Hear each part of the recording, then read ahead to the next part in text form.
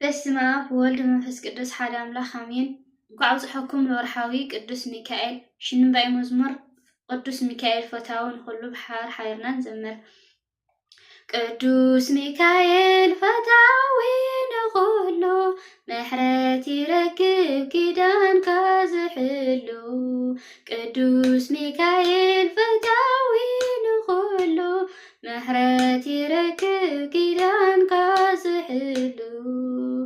ቅልጽምካ ዘርግሕ ሚካኤል ምራሕ መንገዲ ምድርክ ይመሲ ብግዜ ክበጽሕ ቤተይ ኣዝዩ ነዊሕ እዩ ትጉዕዞ በዘይ ረድኤትካ ደገፍ ኩነኒ ሃበኒ በትሪ ምርኩስካ በትሪ ምርኩስካ።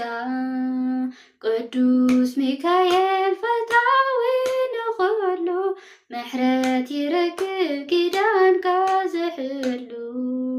ቅዱስ ሚካኤል ፈታዊ ንኩሉ ምሕረት ይረክብ ኪዳንካ ዝሕሉ። ተጠምጢመኒ ጸላኢ ብሳት ሰንሰለት ኣናግፈኒ ሚካኤል ብናይ ሴፍ ስሕለት። ኣውኩር የለን ወዲቑ ርጉም ጸላኢ ወይታ ነጊሱ ይቅርታ ኣውኩር የለን ወዲቑ ርጉም ጸላኢ ሚካኤል ግና ተሸይሙ ብዓብዪ ክብሪ ብዓብዪ ክብሪ። ቅዱስ ሚካኤል ፈታዊ ንኩሉ ምሕረት ይረክብ ኪዳንካ ዝሕሉ።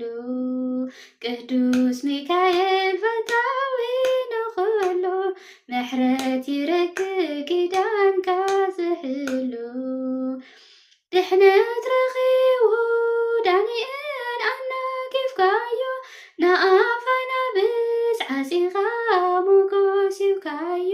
ሓያል ቅልጽሙ ዘርጊሑ ባሕሪ ናዊሱ ጎይታ ነጊሱ ዲያብሎስ ግና እንደልሂጹ ግና እንደልሂጹ። ቅዱስ ሚካኤል ፈታዊ ንኩሉ ምሕረት ይረክብ ኪዳንካ ዝሕሉ። ቅዱስ ሚካኤል ፈታዊ ንኩሉ ምሕረት ይረክብ ኪዳንካ